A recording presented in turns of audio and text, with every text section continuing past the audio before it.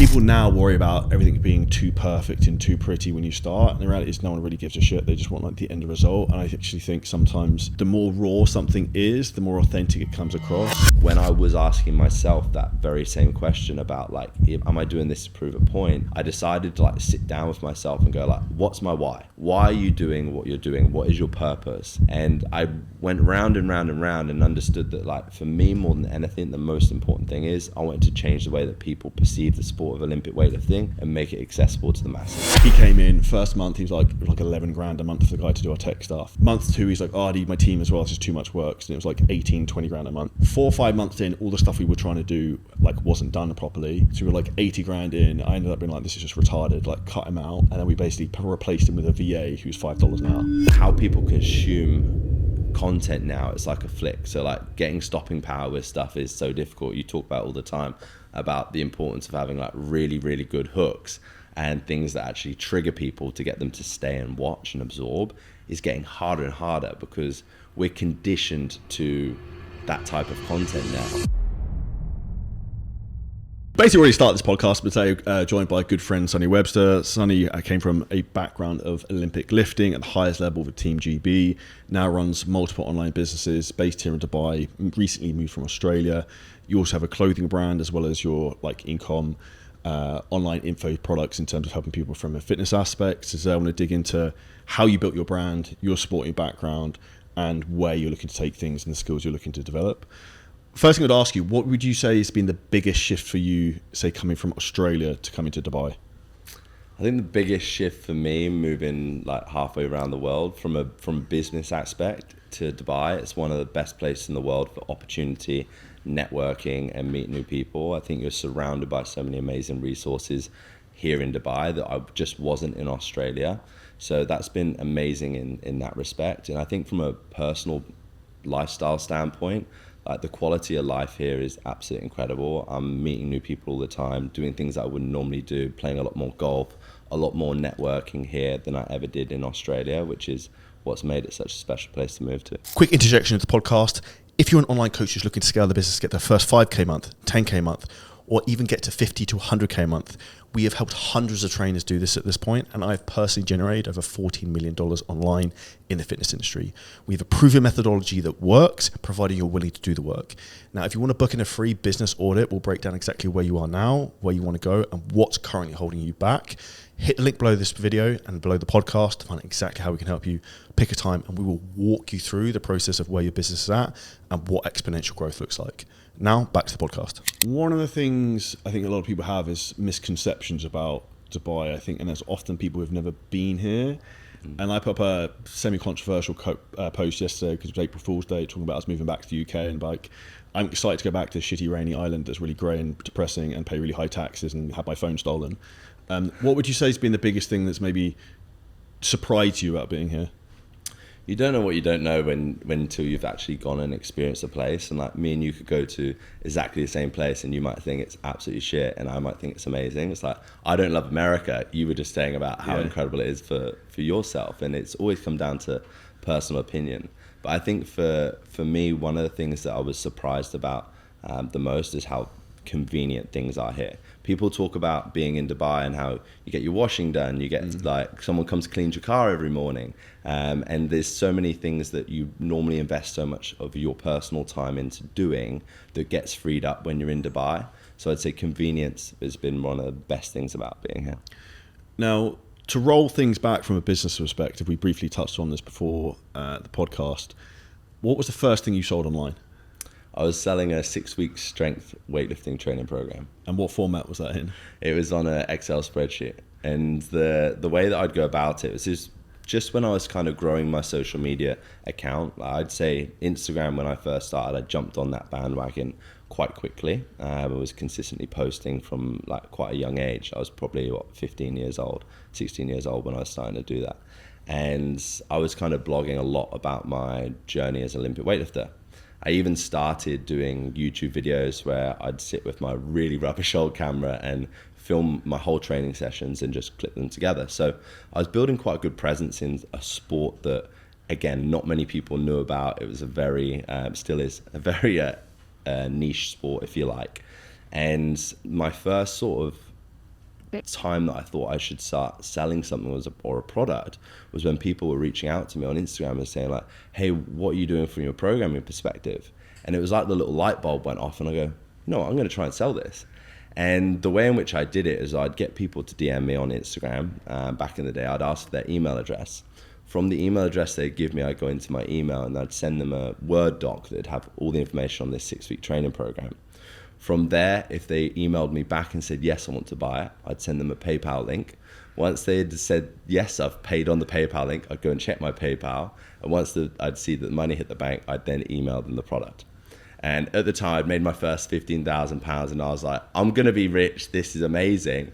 And I'd done that for about like 6 months and I was doing them in like little mini challenges until one day I got on a train to London and this guy reached out to me and he said, hey, Sonny, I just need 15 minutes of your time. I've seen you've been selling a product online. I think I can automate it. And it was then that I found out about having landing pages and automation set up. And that guy's Cam Jarrett, and he helped me set up my first sales page. And that completely blew my mind to think that that process could have been automated. Now, what I think is interesting, what you just said there, that's a prime example of ignorance tax. And obviously you were very young. Yeah. But I say anyone listening to this, there are things you don't know that even exist, which can completely transform your business. And it's funny listening to you say that, because I think in 2015, I maybe sold my first program to someone. And it was actually like a terrible Word document that I exported into a PDF. And when the person would check in every week, it'd probably take me like 40 minutes to like manually edit it and then re-export it to PDF and email it back. And I think it's where people now worry about everything being too perfect and too pretty when you start. And the reality is no one really gives a shit. They just want like the end result. And I actually think sometimes the more raw something is, the more authentic it comes across. I think people try and put too much perfectionism into things, which then makes them actually end up procrastinating on doing the thing. Yeah, 100%. And it's like, it's the comparison issue that if you're trying to look at someone that's been running a fitness business for 10, 20 years, of course, how polished everything is going to be far better than what you're going to be when you're starting. But I think what's really interesting that you just said then is that there's so much that you can learn from other people if you're open-minded to do so. And I'd say in my early stages of business, because I would have, from the outside, thought that I was ahead of a lot of people, probably not taken on and learned as much as I probably could have at my early stages, that probably would have propelled me far further ahead than I am now.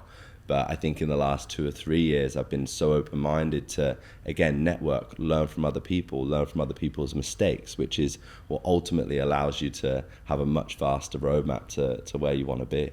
Yeah, it's essentially how you collapse time. And I think about what you said then. One of the reasons that particular men shoot themselves in the foot is they have too much pride, and they have too much pride to ask someone for help or to be open-minded. And I think that's an ego / arrogance side of things, which is, I think there's a benefit to having some form of arrogance, but being arrogant and open-minded that people know different things you don't know. And I remember, I think maybe 2020, I was probably starting to think I was like Billy Big Shit, and making maybe like 20, 30 grand a month online coaching at the time was a lot. Maybe 2019. And I remember I went to the US to an event, and I met one of my best friends now, and he was doing like 2 to 3 million a month. And I was like, fuck my actual life. My entire brain melted in terms of like what was possible at that point. And what was funny is probably 12 to 18 months after that, I spoke at another mastermind actually here in Dubai. It was a OTE fitness mastermind event. And I said I was doing like, I don't know, 130K a month at the time. And people were like, what the fuck is this? Like, because everyone was doing like 20 grand a month. And I think that's where like the law of exposure is a really powerful thing, of like what you're exposed to will completely change your thermostat in terms of what is possible. And I don't know if this resonates with you, but the more I've traveled, the more I spent time in Dubai, the more you realize you're a small fish in a very big pond, and how far you go with something is like unlimited, really. Yeah. Well, the same thing happened when I met Ryan Fisher when I was, when I was younger. I went over to spend time with Ryan, and same thing. I was blown away with the kind of numbers and stuff that he was doing in his business. But I really took that opportunity to sit with him, to be surrounded by him, learn from him. And we'd knowledge share all the time. We'd both come up with different ideas that we were both trying, and some things would work on his account that weren't working on mine, and vice versa. And that was really fun to be around. But I kind of liken it to weightlifting. And I was just chatting to the lads the other day that I've been training with. And I've got a group of about 5 friends that come and train with me. And because they've been training with me all the time. They see the weights that I'm lifting, their like ascension and ability to grow, and the weights that they're lifting in such a short period of time has been huge. And I actually shared one of my friends on my story who's snatching like 90 kilos, and he's been doing it like for 6 months. And some other clients were like, how the hell is he got to that so quickly? It's because he's been surrounded by me lifting super heavy like all the time, that his understanding of what success is in weightlifting is far greater than someone's who's in a space that's where they're lifting the most. And it's so invaluable in business as it is in training. If you're not the strongest person in the room, if you're not the smartest person in the room, you're going to accelerate far greater. And I think that's why one of the biggest defining things that determines someone's success is the environment they're in. And a funny story, I'm sure Ryan told you this. Did he tell you the first time you met Alex Ramosi? Yeah. Yeah, so like, short story, and you can go listen to the podcast I did with Ryan on this, but essentially I think like Alex invited to his house, and they hanged out for a few days or whatever, and then he said to Ryan, like, oh, how much money are you making? And Ryan was like, oh, 50 grand a month, like it was like. I was like, oh, that's cool. He's like, how much money do you make? And he was like, 3 million a month. And he was like, fuck, like just melted his mind. So I think that, he said, was actually the big catalyst for him to realize that he could go way further again. So I think anyone who's listening or watching to this, the biggest thing you can do to move yourself ahead further and faster is surround yourself with people who are playing a bigger game than you. Good. And I think that there's a learning lesson in that in itself, because I did that for a long period of time, surrounded myself with people that were more successful than me, earning more money than me. And I kind of looked at it in two ways, because I'm really big on like the quality of life that I live and the things that are important to me, where it comes to having my free time to exercise, to train, to be able to go travel and experience the world. They're things that I prioritize very highly. And sometimes I consider and look at other people that were maybe earning a hell of a lot more money than me, or further down the line from a business perspective. But in terms of lifestyle and enjoyment standpoint, I would say that my life was up here compared to theirs. And that put things in perspective to me about like, okay, what's really important? Is it having 100 million in the bank, or is it by the age of 40 years old, when I'm fit and healthy, have experienced everything that I possibly want to do and done amazing things? And like, it put, I guess, a different perspective on how I associate business and life. And I think that's why people get wrapped up in the hedonistic treadmill of just chasing things for chasing things' sake, rather than sometimes stopping, smelling the roses of like what you actually have. And I transparently have to do this a lot of time to like give perspective of the problems I have now, the problems I wish I had 5 years ago. And a really good exercise I recommend anyone does, if you look on your phone and you go back to, say, today's April 2nd, whatever day it is you're listening, watching to this, look at the photo you posted 5 years ago and look where you are now from there. I did this the other day and I was like, shit, I was filming home workout videos in my friend's fucking home gym during COVID. And I was like, that's interesting how quickly life can change, and also gives you a lot of perspective of how far you can go. Yeah, and that's where I think, like, you know, always comparing to yourself or your previous self is so much better than comparing your lifestyle to other people. But Matt, can you check my phone a sec? I took a photo yesterday when I was in the shop, and there's this quote that I saw on this t-shirt that I thought, you know what, that really like resonated with me in terms of, I guess, how I look at life and look at business. But it said on the front of the t-shirt, it said, we buy things we don't need with money we don't have to impress people we don't like. And like, so much of the time, I think in business, you go ahead and end up trying to excel and impress other people that really don't matter to you. And I think my perspectives on changed a lot in terms of whose opinion actually matters to me, you know. And that quote, for some reason, just really resonated with me on that. 100%. I think on that, with people shouldn't have nice stuff and shouldn't chase those things. This is from the dude who's done all that stuff, but once you have it, it doesn't really change anything. And one thing that really I found insightful was that people who are ahead of you won't be respected by the stuff you have, they'll be respected by who you are and like what you do and the things you say and the way you act and the way you work. So I think that's more a sign of someone's value than the things materialistically they maybe have or they were. Yeah, and that's what I thought was interesting about yesterday, seeing that quote and it really resonating with me, having, again, also done that, spent money on cars, watches, shoes, clothes, and now my mindset is clearly shifting and changing. Else I probably wouldn't have seen that before and it gone, oh, that really resonated with me today. And that's where I think even things like books, podcasts, whatever you listen to, if you read or listen to them at a different time of your life, you'll pull out different things depending on the frame of mind or the season of life you're in. And we talk about seasons of life. What's the story of your Olympic tattoo on your arm? Do you know what? When I was younger, when I was probably, I'd say 12 years old, I always said that that'd be the only tattoo that I would ever put on my skin. It's the only thing that I look at still every day, and it gives me goosebumps and it makes me smile that when I look at that, because that's like a representation of so much hard work and dedication for a period of my life. I knew from a very young age that I wanted to become an Olympian. And I always go back to this one moment that I guess resonates the most with me in terms of, so why did you want to be an Olympian? It was sitting and watching when it was announced that we were going to host the Olympic Games, looking at David Beckham and Kelly Holmes jumping up and down, hugging each other and embracing with the excitement about what the Olympics was. And at the time, I didn't really understand what the Olympics was as only a young kid, but it was something about seeing those two embrace like they did and the excitement that they had for this sporting event that I was like, whatever that is, I want to be a part of that. And I didn't know what sport I was going to do or how I was going to get there at that point, but I knew I wanted that thing. And I still feel very grateful from such a young age, knowing the thing that I wanted, because it allowed me to really carve out a path from a young age in terms of what I wanted to achieve. And that's something that I think is so important even in business, to have a clear understanding of like, what is the end goal? Like, what are you trying to achieve? Because it makes every bit of the process then 10 times easier to follow. And throughout that journey, you've obviously had some ups and downs and some negative press that come out of that.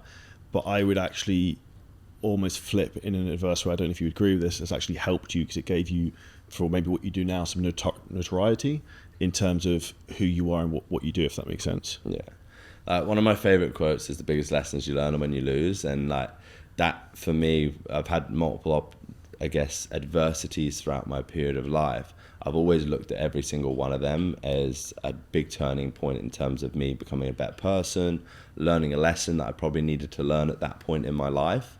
And I think off the back of even my band, if we were to look at that period of time of my life where I went from my whole identity being about being an athlete, being a sports person, to switching at 18 years old around that period of time. No, I was probably 22 years old, switching to then changing. Now I'm not Sonny the athlete, I'm Sonny the entrepreneur.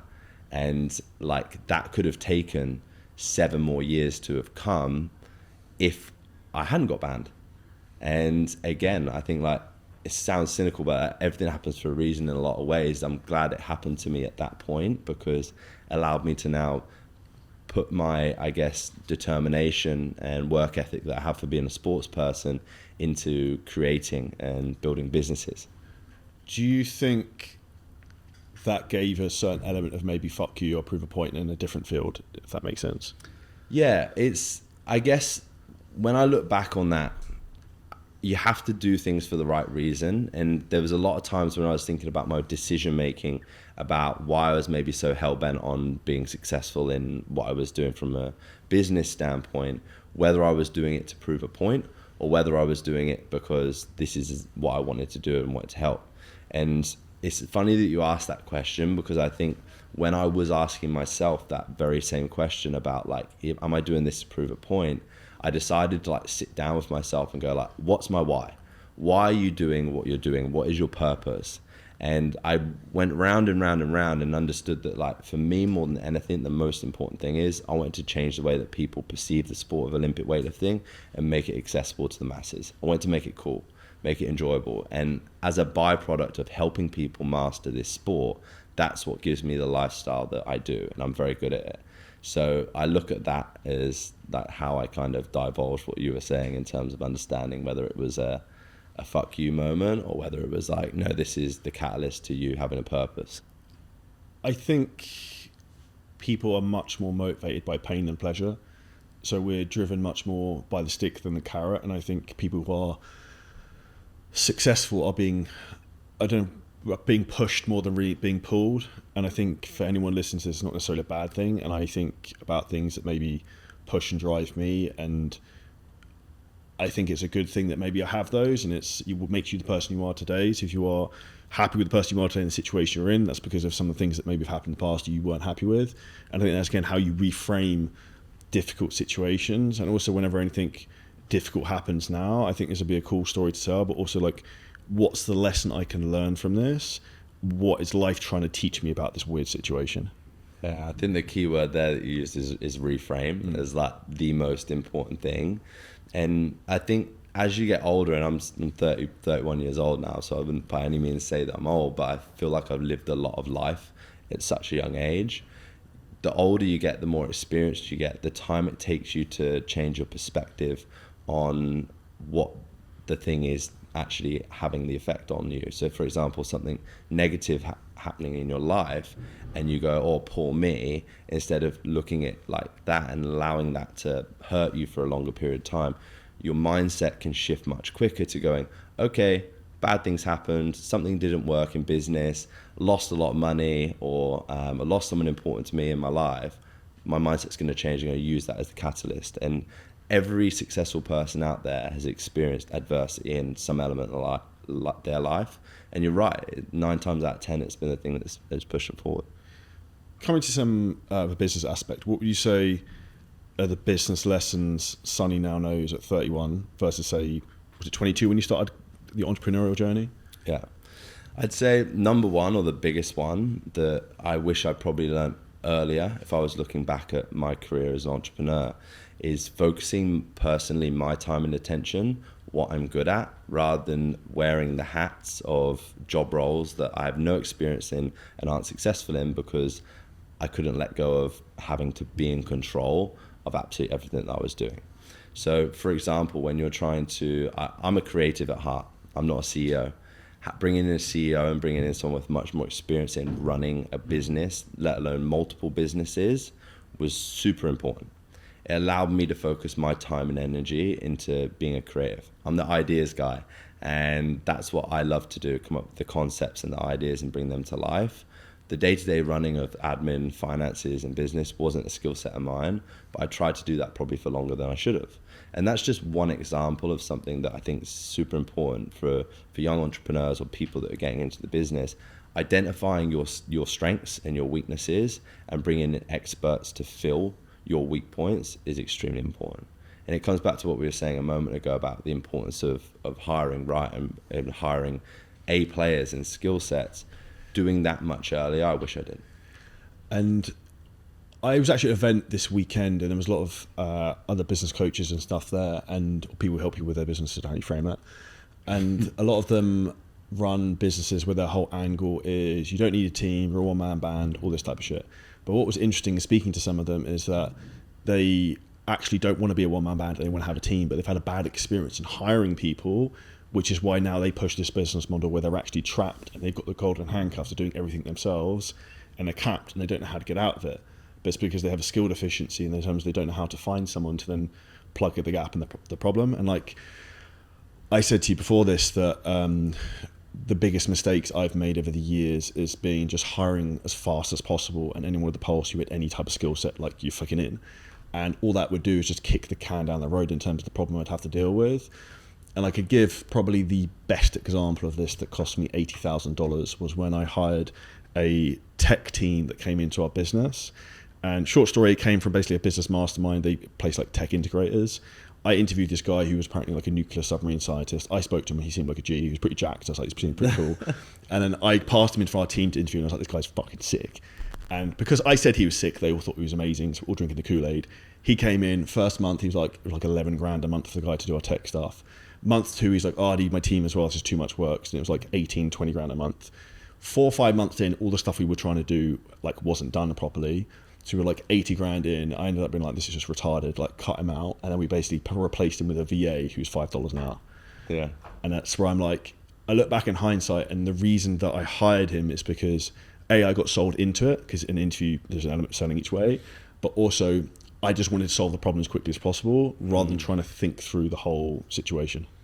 Yeah, and I think it's interesting, like when you think about like time frames that you'll assign to a task. Like for us, yeah, efficiency and speed is so important. So we can sometimes overlook like having the right person in play for change of speed, and yeah, it can be challenging. I would say the most important thing is cultural fit. And I actually said this to you beforehand, is if anyone there's, like say for example, people struggle to hire salespeople, there's 3 core skills that people need. One is like cultural fit, if you call that skill. If it's going to be salesperson, it would be sales skills, and 2 would be like product knowledge. So if someone's selling, for example, fitness programs, do they know loads about fitness training, fucking carb cycling, macros? Cool. Like if they don't know much about sales, you can probably teach them that. Or if they are really good at sales, you can then fill in the product knowledge. But if they don't have both, then it's like do not go past go. So I try and find people who've got like one of the legs of the stools, and then you can build around that almost. But sales is interesting in itself, and I spent hours doing sales calls, and still do sometimes. And I think like understanding people's like emotion behind why they're buying is like probably the most important thing that makes people actually take action. And you probably see it every single day in terms of how a lot of people like the idea of making progress or improving. That's why they click the link, they book the call, but they aren't ready to take action yet. And I always find that so interesting in like us as human beings, like how, you know, we can know we need the thing and we love the idea of the thing, but a lot of the time we're just not ready to put in the work that's going to come with the thing. Like, and that's what's so different, I suppose, in the types of clientele you get from someone who buys a squat program because they want their squat to go up for $29, and they go, right, that's tick box, squats going up because I spent $29, versus someone that's spending $5,000 and they're going, right, well, now I'm actually going to really put in the work because I've invested in myself to that degree. And there's also a big difference between people who pay more and just generally being more competent human beings in terms of their intelligence and also their willingness to pay attention and do the thing they're supposed to do, which is why they're saying like the people who pay the most attention and also get the best results, which is why I'm also never a fan of doing super cheap products and programs. Like we don't do that, which is why I'd rather just give stuff away for free to help people.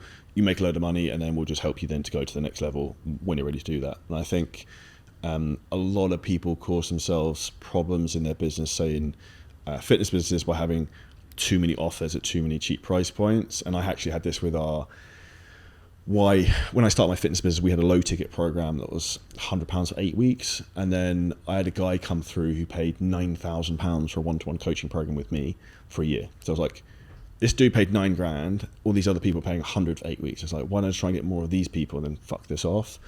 But what happened was I was then trying to target and sell both of the things at the same time. But the low ticket would cannibalize the high ticket because people would want to just buy the cheap thing, even though they could afford the high ticket thing. So I think also understanding human psychology, that people want to like try the cheaper version first before the more expensive is huge, because I think the number one reason people aren't successful in, say, fitness or business is generally limiting beliefs. Like they have a fear and are afraid, and that's why the job of sales is to help someone actually commit and take action on their own goals they said they have.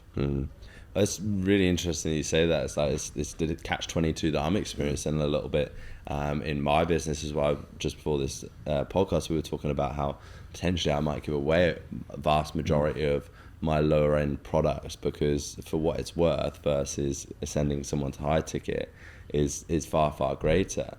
And I think ultimately people will click the link, take as much free resources as they want. I'm so often speaking to someone that's already viewed tens of hours of YouTube of my content before they go, right, I'm just going to pay this guy now to actually help me execute on this. And that's the thing, you can absorb all the information in the world, but ultimately pay for the accountability and be able to actually walk through that process. That's why if you ask old Sonny, and this is probably the second point now, about giving things away for free, I would be like, no, I'm not giving the stuff away for free. People are paying for everything that I do. My mindset is probably shifted in the sense you could give away absolutely everything and people will still ultimately come back to buy from you.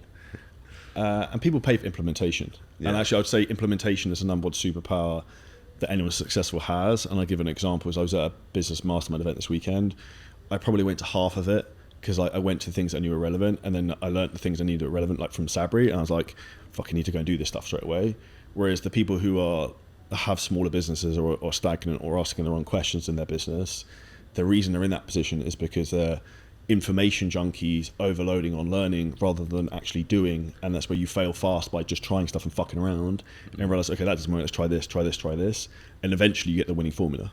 Yeah, it's interesting. I was meant to mention this earlier and come back to it, but one of my good friends, Lockie, is a serial reader, and I was like just getting into reading when I was in Australia, and I was like, Lockie, like, what books would you recommend? And he said, I recommend you read about the thing that you want to learn, not just about the topic that you may be interested in. Because he says, again, you absorb so much and you take action if you're learning specifically about what you need to know. And I think that's interesting. You were saying the same thing about like going to the talks that are on the topics that are actually relevant to you wanting to progress in versus just going, I'm going to a business course about business and hope that I'm going to learn something, you know. The best question anyone can ask whenever they're doing anything or they're at anything, and I would write this down, is what problem does this solve? Because a lot of the times people are doing things that are solving problems they do not even have. Therefore, what you're doing is a waste of time. And what you said there about the book thing is great, because in my opinion, you should probably reread like 5 to 10 of the best books ever made, and then all the other books are just shit variations of that book. And I wouldn't mean this in harsh, like Alex Mosey's books are sick, but they're actually like a copy of Russell Brunson's books. If you actually have read Russell's books and then look at Alex's, it's like an iteration of those in some degrees in terms of the diagrams. I think Alex's books are actually easier to read and they're more... Much more digestible. Yeah, like in terms of the language, so they're better in that respect. But that's why I say people just need to actually understand that you need a core amount of things to then take in from information point of view. So if you have a business, you need a way of learning about how to get traffic, how to sell people, how to keep clients longer, and then how to run the business operations. Yeah. Like 4 books that are the best in the world on those, and you probably keep rereading them. And I think, you know, we said earlier about the slogan on the t-shirts, it's the same things for books. So if I talk about the best operations book that is incredibly boring but will make everyone loads of money, it's a book called Traction by Gina Wickman. And I read this book in 2021. I distinctly remember sitting on a sunbed in the Conrad Hotel in Dubai when I was setting my business here, reading it. I was like taking bits of it. And I was like, this is good, but it's really fucking boring. It's a bit much in terms of like data. And I did a podcast with Eric Spofford 18 months ago now. And he took his business from 20 million to 50 million in a year. And he sold it for 120 million. So I was like, what do you do, Eric? He's like, I got the book Traction. I did everything it said and implemented it. I was like, fuck. So I was like, I went and reread the book and implemented everything he said, and our business grew. So I was like, that's really interesting. And then when I reread it the second time, my knowledge and experience of what I was looking for was at a higher level. So then it actually solved the problems I had because I was looking at it from the right frame of mind. But that's like so incredible, because it's exactly the same as like, if like what you think's a problem. I look at this like with weightlifting. People spend hours and hours trying to get better at Olympic weightlifting or trying to master the snatch movement, and what they think they're doing wrong versus what an expert, what I think's wrong, can be 2 completely different things. Once you give someone the direction to focus on specifically what is actually holding them back, their progress will be 10 times faster. But it's like, again, we make assumptions of what I'm struggling with the business. If I said to you, come and look at my business chart, you might go, no, that's wrong and that's wrong. Focus on those 2 things. And I'll go, wow, okay, all of a sudden now my attention is going specifically to what I need to focus on. And that's where like hiring experts to take a look from the outside in is so, so valuable. And that's what you said earlier in terms of like the reason people get stuck in life is, in my opinion, probably anyone who has a business, I don't know if you relate to this, I'm a big believer in like entrepreneurial ADHD. And I think I said this to you earlier, I could feel myself yesterday being like, I'm bored, I want to go do something different, or like just do some random shit. I'm like, no, this is a really bad idea. Like, you're doing really well. Just look at the numbers of the business and just sit there for an hour and just look at everything. I was like, all these ideas I had were a terrible idea. Just keep focusing on these key points, because your brain constantly wants a new shiny object, like toy to go and play with and to fuck around with. Whereas reality is, a lot of the time it's about improving what you're doing right now rather than adding in more new stuff. Yeah, that's interesting. I'd love to get like your advice further on that. At what point do you think for a business is it time to bring in a new product versus actually just nailing down on the systems that you've got in place for the thing that's working really well? That's a great question. It obviously depends on the circumstance, but I would say you want to try and max out the living daylights of one funnel or one strategy, but make it as profitable as possible. You know what, earlier I was asking you like, what's the LTV, what's the CAC? And then like, you want to try and optimize those ratios, because I know from what you said, your cost to acquire a customer is good. So then like the only thing you guys need to do is build out the back end in terms of how can we get the LTV to 10 to 1 to the CAC ratio, and just blast as much paid traffic in the front end, and then you just print money. And that's essentially then the only problem you have. So then that's the gain of what you need to try and like focus on solving. And that's similar to us in some degree. Like our primary focus for me not to get red shiny object is bring our churn down and just increase our LTV per clients. You bring your churn down, increase your LTV anyway, but rather than, we can't really bring our cost to acquire a customer down much more, but we can make more per customer and also keep them for longer. So then that's the game we need to play, rather than just like, how can I make new shiny ads that maybe reduce our cost 10%, when that's not specifically the problem. But the problem with that is, naturally what I want to do being a marketer is like, I want to go and fix that thing at the front end and make ads and fuck around with creative stuff, rather than do the unsexy things, which are probably like the stuff in traction that we talk about. Yeah, and this, like looking at churn and again, lifetime value of the customers is one of the most important things one of the key reasons why we implemented our like training camps and stuff like that we've got coming up like next month, is to get people to have like something to focus on, to stay engaged in the programs that we've got from a subscription standpoint for much longer. Do you think people should do in-person events in the businesses? 100%. I think like giving people the opportunity to come and spend physical time with you, like what they gain from that will allow them to want to be in, again, a customer for you for life, is huge. Like we've got people in our high ticket program now for Olympic weightlifting that have come to a training camp and had physical time with us, that will be with us for the rest of their lives. And they're like, that's it, you've got me now, because they have that time. So giving people the option, I don't think it's necessarily something that you do for free, because it's a great high ticket offer if you've got a product, even if you're only selling a product that's $100, to give people the opportunity to have a training day and to build community and network within people is huge. I look at the way that our high ticket clients interact with each other now from all around the world. They've become friends, and they probably wouldn't have had that if they didn't all get put together in the same room. And you've got the luxury to be able to put like hundreds of people in one room that all like the same thing, and be able to build a community and build friends from that. It's the thing that gets people to stay. What do you charge for the events?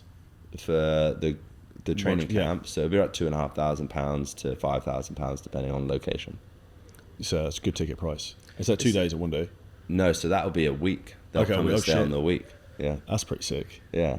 So they're not super expensive, but like for us, so we like, from a numbers perspective, people pay £2,500 for their 12-week coaching, and then if they go on to a training camp, then they'll pay again for the training camp, and then after their initial 12 weeks, our goal is to roll them on then to monthly, where they pay $349 a month. So that's kind of the process that we have. But if you've got someone coming in January, they do their initial 3 months, and then we upsell them then to come to the training camp in October, and then we get 5 months of them then on the monthly. And then once they come to the training camp, they're like, I love this. Then that's when we'll look to then lock them in for a year cycle or something like that. And I know this would happen because it happens from us for our own business, is that when clients come to these events, you also end up getting more referrals, because they're like, oh, Sonny, how was it? You went to Charlie's fitness event in Marbella. And they're like, oh, it's sick. I saw your photos all over social media. And then they want to join because people get FOMO. And that's the thing. It's like, you probably see variations in your types of customers that you have as well. I've got some people that would probably pay £25,000 to come and do a week event. And then there's some people that they're spending a large portion of their income to be on our coaching program, and they just can't physically afford that. But when we offer them to come to a seminar or something that's £250, that's within their budget. So having those variations is quite good, and we'll again do more and more different boutique events based on what people can afford to spend. Now, part of the jigsaw puzzle for someone to have obviously an successful online brand and business is going to be traffic and content. How do you feel that has changed over the last few years, and what have you found that's worked best for you? Because I think you're quite different and personal in terms of how you put yourself out there. Yeah, so if you'd asked me this question 5 years ago in terms of what my strategy was, I have a clear understanding of what I need to do in order to get high views from people and loads of comments. I just need to be a clown with a barbell.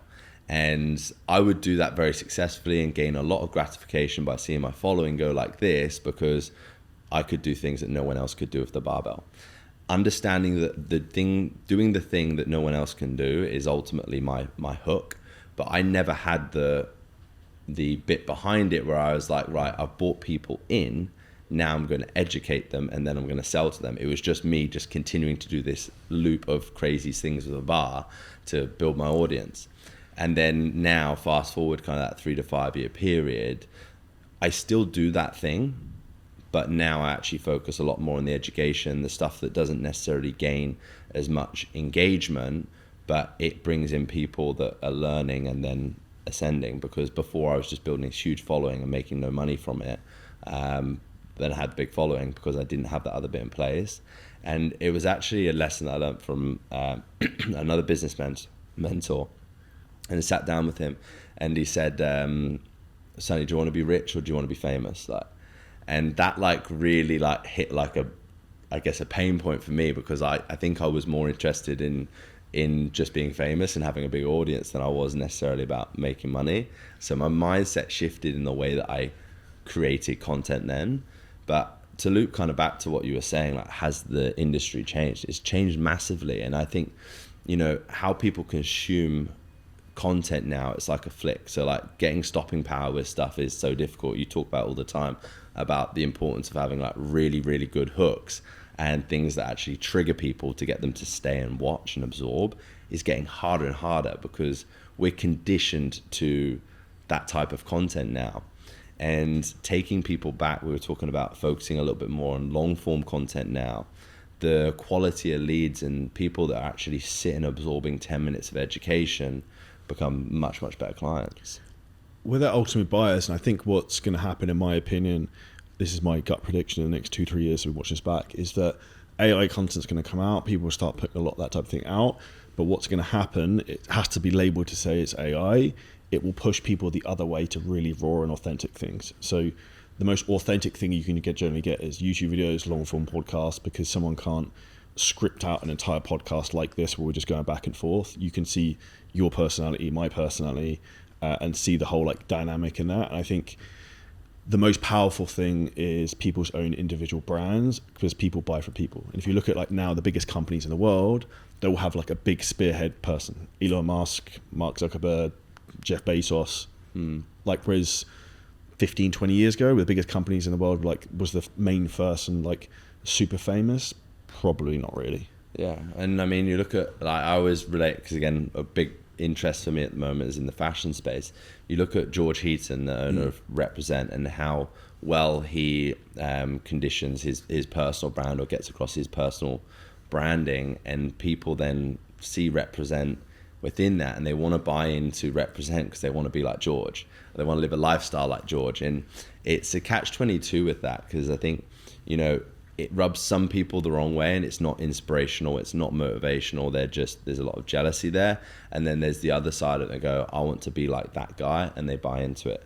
So I think all of us can take a leaf from that book, or again, be reminded of the importance of, again, showing your personal brand and showing your personal story, so that when people come around to buy, and they're buying into the thing, like you said.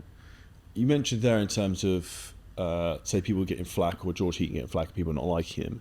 Is that something you've dealt with throughout periods of your career? 100%, especially in the sport like what I do. It's not like I'm a Formula One driver, and if I wanted to drive around in a super fast car and sit on the back of a yacht with loads of watches on, and people go, that's not he's a Formula One driver.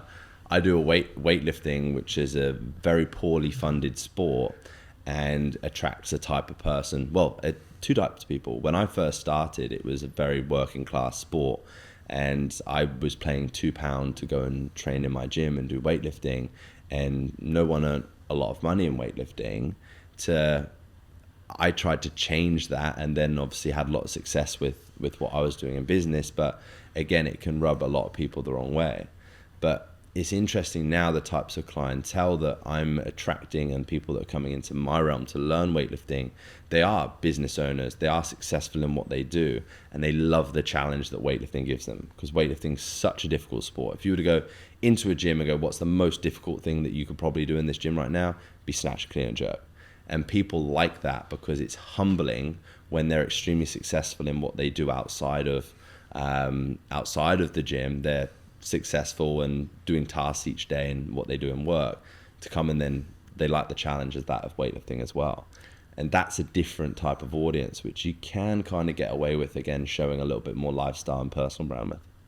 The thing is, people buy from people who are aspirational aspects. So if someone sees you have a Porsche or whatever, they'll be like, cool, I have one too. Like, there's common ground, there's commonality there. Or you like playing golf, like we spoke earlier about Jumeirah Golf Estates or whatever. It's like they'll see common things they can have conversation about. Whereas if they just see you as a meathead who lifts weights over the head, up and down, and like is super strong, they're like, can't really relate much to this guy.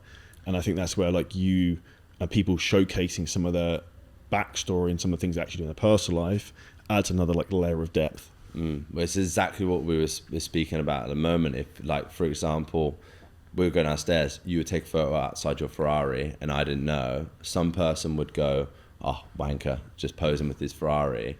But then actually telling the story of what you've had to do to earn that, people go, wow, what an inspirational story. And that's why you kind of have to do both.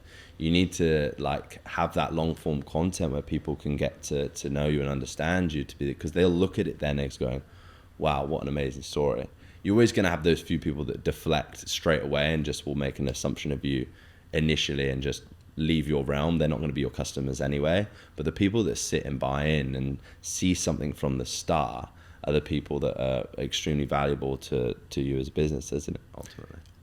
And that's why I also try and think that people should try and be a category of one. So like people will look at me from an aesthetic standpoint of like a jacked guy, he must be a meathead, be really fucking stupid. But then they hear me talk and explain certain things, be like, fuck, this guy's really smart. And I think that's also where you can break the narrative of someone's belief. So then they're almost like more shocked in terms of the depth someone has, because they'll see things on a surface level as an initial impression. 100%. And that's where like the authenticity is so important. It's like I felt that a lot when, like we say, going back to creating content, the type of content I was doing something that no one else could do, which is great to some degree. But then when I started talking about how I was doing the thing that no one else can do and how they can do it too, it's like, oh cool, he's going to teach me. And it's just a very small shift that you need to make when you're, I guess, selling a product or creating a product to build that branding around it. With your content, is there a certain framework you use in terms of how you plan that out, or is it more just instinctive? Because you mentioned you're creative and a lot of the content you put out there is very different. And also, what is the importance do you think in terms of your own personal brand in the next couple of years? Like you mentioned, you've got Matthew's come on full time now for you as well. Like that's a big investment. And I see so many trainers and people, business owners, they make some money and then they put the money back into fucking buying a stupid car. They won't put it back into a business. Yeah, it's interesting. Just talking about the content side of things, first of all, like I've got my core pillars of things that I know work really well at the moment. When I do my high level educational technique analyses that give people an understanding of my expertise and what I do, that's great lead generation for us. The second thing for me that, again, I have to put in there for personal branding would be the way I look, me training, showing off the thing that I do physically and personally. Doesn't engage as well, but is good for my branding. And then we have stuff that's showing off physical product and the results that it gets, so testimonial. So we're posting a kind of across those three. But again, it's like I was saying to you earlier, we'll have a 3-4 month window where that absolutely crushes. People get conditioned to that, and then it's making the slight change or the tweak. I think the core value around those three things is really important. It's what we need to do. We need clear call to actions, people knowing what they need to do to come work with us, clear understanding of the results that we can get, and then me showing off the thing. That's where kind of our content is going across those three. But I want to move more and pivot to more long form content, because I know that's where the extended value is in. I think ultimately having a videographer and having someone in to capture the lifestyle and the brand, the bits behind the scenes that are, again, really enjoyable lessons for people, because it's like having someone to come with you and capture the moment or the stuff that you can't go like, right, I'm going to pull out a camera now and we're going to film this. If you get a good videographer that can do that and just be there with you, it allows people to feel like they're coming along on the ride with you, which is what they love, you know? So yeah, I'm big on that. And it's, you know, it's something that as a business owner, you have to invest so much time and money into having those people in on the business, because it's so valuable in the day as an online business owner.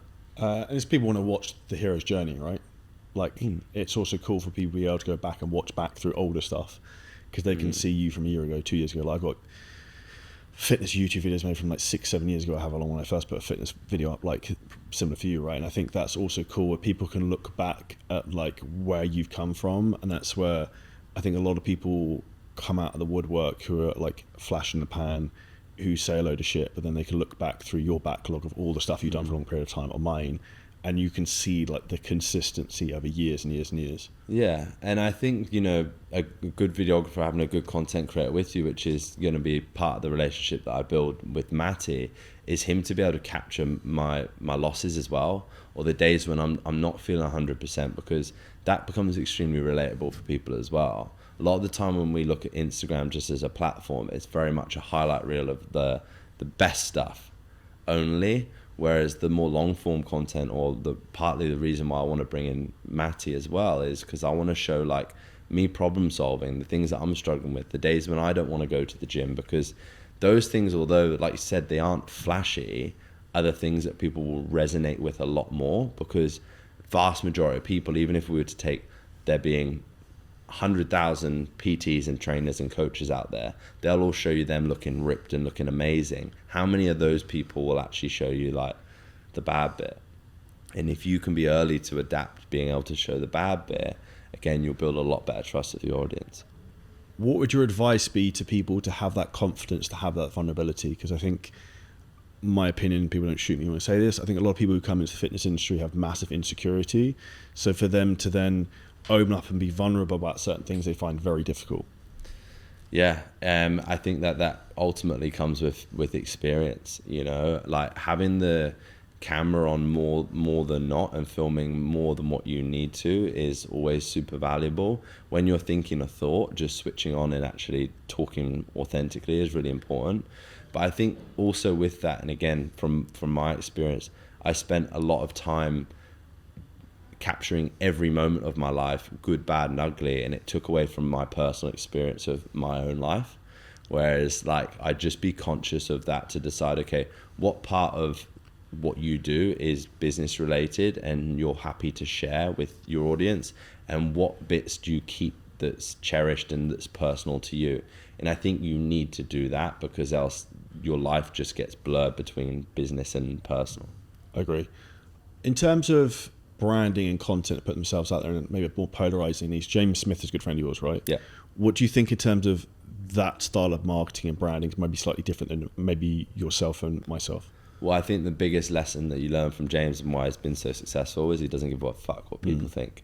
And there's a lot to be said for that. I look at a lot of sometimes the content that James puts, I think, fuck, that's aggressive, or like he's ripping into something else. Like me knowing him personally, he is doing that specifically for a reason.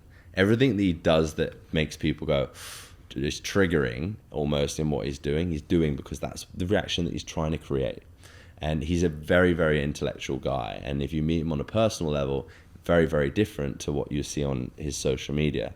So me now knowing him, know that everything that he's doing that is aggressive and triggering is the same way why you were talking the other day about hooks that are going to trigger people. He's doing that in his own way. And I think it's great because he does not care what people think. He's not worrying. He knows whose opinions he cares about and whose he doesn't. He's quite happy to put that out to millions and millions of people. And if he upsets 50 of a million people and gains 200 more thousand people, go, fair play for saying that, he's fine with that. Is there anyone else in the online space you like the style of content they make? So like I'd say, like for me personally, with the focus initially about building personal brand, I think Mike Thurston does things extremely well. And obviously he's based here in Dubai. The quality of his content is incredible. So I think he does that extremely well. It's great now that he's got his podcast to go alongside with the guy that looks extremely jacked, to now people having the opportunity to listen to him speak and talk. I think Chris Williamson, again, I've known him before he even started his podcast. It was his second ever podcast that he did. Right, get back on that. Yeah, well, to sit with him in his lounge with these shitty white mics and do his first podcast to now he's interviewing some of the biggest minds in the world is incredible. And I like, again, his strategy with what he does from a content creative standpoint. And he's had his friend Dean that's been with him from that first podcast all the way to now to help him shape and show that journey, which I think is extremely powerful. You mentioned Chris Williamson then. So how long ago was that? So I would have been in Bristol then, which would be it'd be about 10 years ago. Jesus. So that's where people think someone like that is an overnight success. But then he's probably only really blown up in the last 2 to 3 years. Yeah, and he has been consistent and worked so hard over that period of time. But I'd go back to Chris used to come down and stay at mine in Bristol, and we used to go and sit on the moors in Bristol, and we used to sit and chat for hours, deep intellectual conversations that we'd have talking about, the meaning of life or and whatever it may be, and really dive into things. He's always been a big thinker, which was so great to see him go from someone who was a model and was on Love Island to where he is now, because he always had something more to give, which is amazing. So I'm really proud of him. And I think the moral of that story, and probably a good note to finish up on, is that the most important thing people need to do is actually consistently do something for a period of time. Because the number one reason I see people aren't successful is they start something and they do it for 2-3 weeks and then they drop off. And the reality is it's that compound effect over years and years and years. And every second, third, fourth, fifth YouTube video piece of content you make has more of an effect than the previous one beforehand. And I'm not sure if you've seen that from your own content, but we had on this podcast, actually 3 weeks ago, we had in 7 days, we had 50% of the watch time of the entire podcast to date, because we'd had a couple of videos suddenly pop and get 100k views, which I thought that's absolutely insane when you think about it from a logical standpoint. And again, I guess my closing bit is not trying to chase early gratification in what you're doing, and understanding that it's all part of the bigger picture. Consistency is everything. I'm saying. Big thank you for your time, Sonny. Where's the best place for people to find out more about you? So if you want to find out more about me, should I speak to the camera? Yeah, speak to me. If you want to find out more about me, head to my Instagram first of all, at Sonny Webster GB. Also, if you're interested in Olympic weightlifting and mastering that, check out the mobility manual and the lifting zone. There's loads of great free content on my YouTube channel as well. You can go and get involved. Chart links below. If you enjoy the podcast, make sure you give Sonny a follow, share it with a friend, hit the like, subscribe, and see you next episode very soon.